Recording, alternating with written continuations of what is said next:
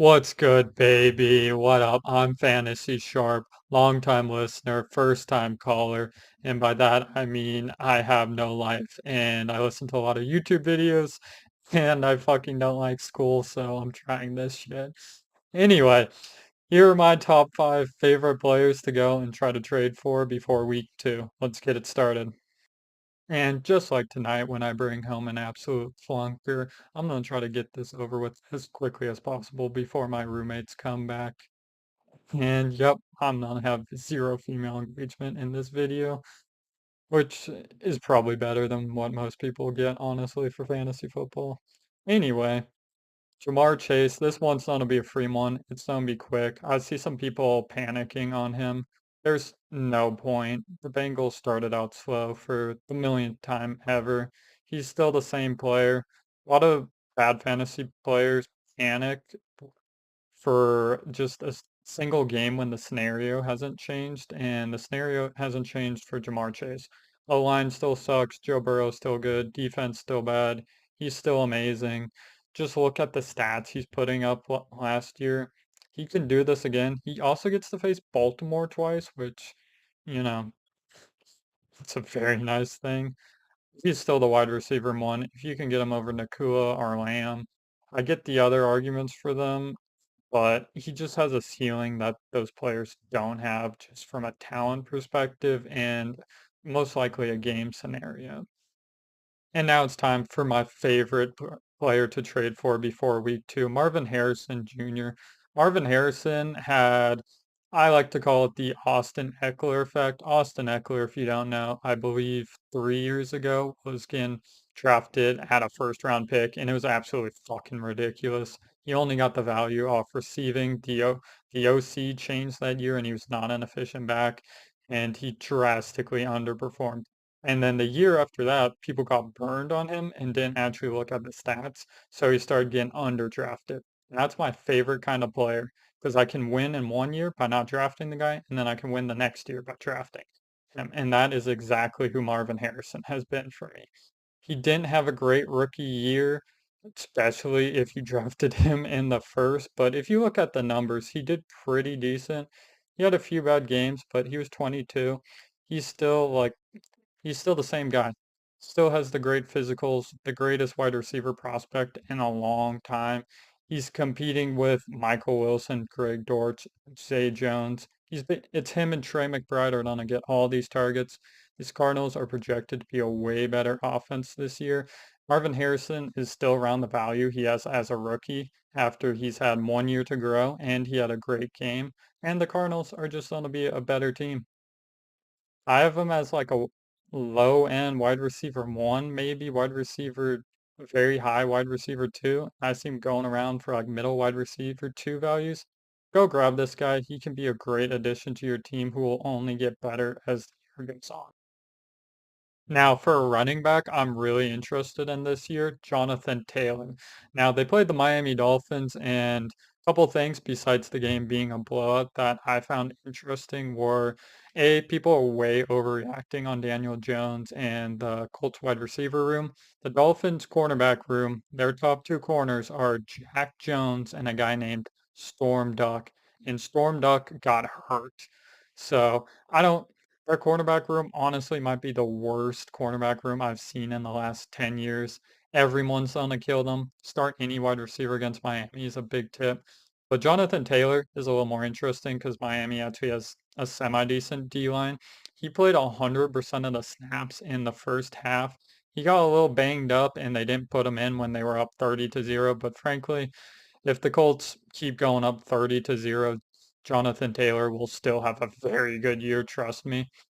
Daniel Jones stealing some of the rushing upside from Jonathan Taylor, especially off the touchdowns. I don't think it's going to happen too much. He's just not a good enough quarterback, not strong enough, in my opinion, to do it again against Miami when you're up 21-0 and you score every possession. Sure, but against real opponents, I think Jonathan Taylor's got it.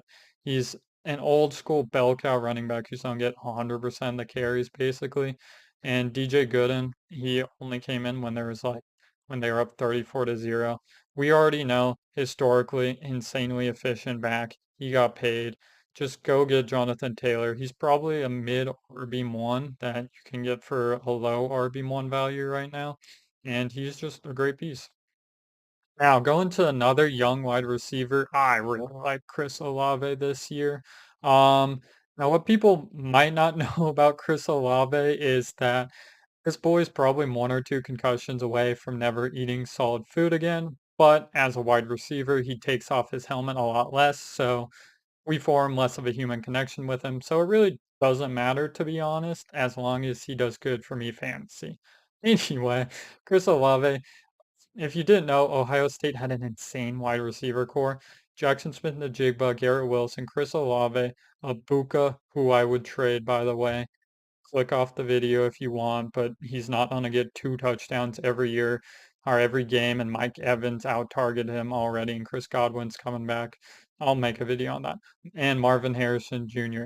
Anyway, where the hell is Chris Olave? Brian Thomas, hi.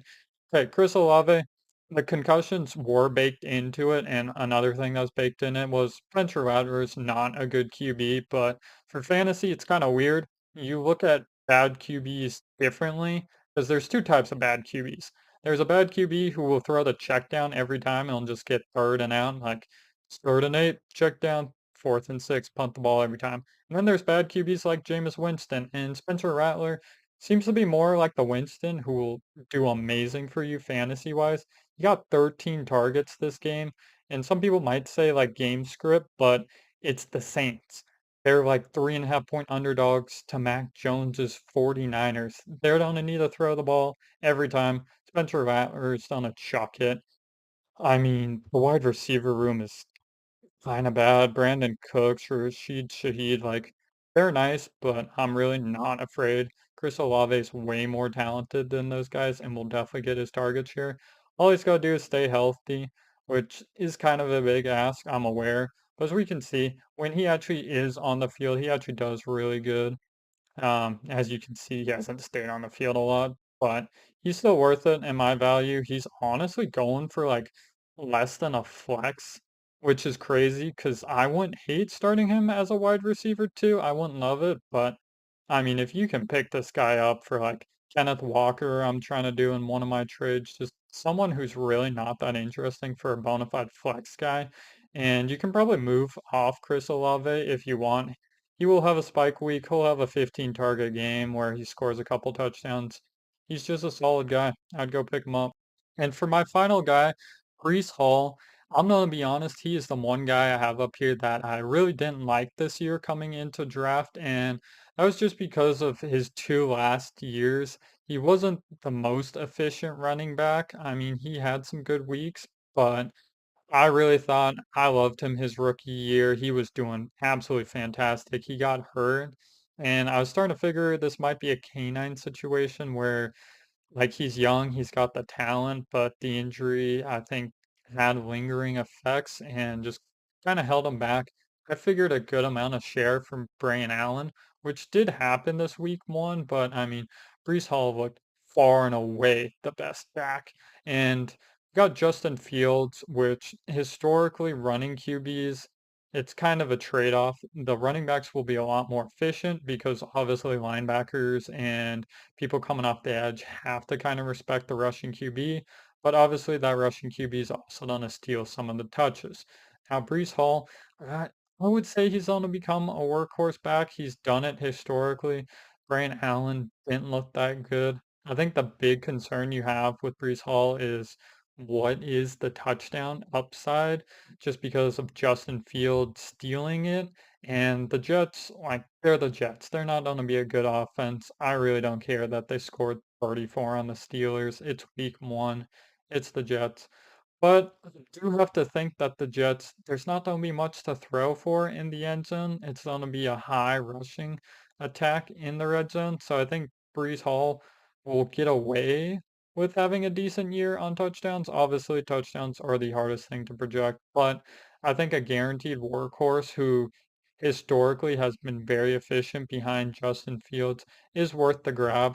I see him going around like probably an RB2, high RB2. I think he can be a solid RB1, low end just because of the workhorse back and not many backs our workhorse anymore. I don't think you have to worry about Brayan Allen. Only concern I have is if he kind of keeps the red zone, that could hurt. But Breece Hall, workhorse back in a PPR league, take him. The volume will give you a great floor, and he'll find the end zone a couple times. And there we have it, guys. Those are my top 5 favorite players to trade for before week 2. If somehow anyone besides me or my one friend who I will send this to is watching this video, thank you so much for sticking around. Please tell me what I suck at, because I'm sure it's a lot, and I want to make this, I want to be good at this, you know? Like I'm good at fantasy football. I know you guys don't believe me, and I'm sure some of these takes you're really doubting me now, but I'm good at this. I suck at video recording. I suck at talking to people, so but I can do this. I can figure it out. So tell me what you hate about me, what I need to improve. And if you got any questions, let me know down in the comments. I will probably be bored as hell during a party tonight. So if you want, leave me a comment. I'll give you the best advice that I can and tell me what you want to see from me. And yeah, I think next video I'm gonna do sit and start questions. I'm gonna look through Twitter and try to get past all the porn and the Charlie Kirk things and try to actually find, fantasy football stuff. So we'll see how that goes. See you tomorrow, I guess.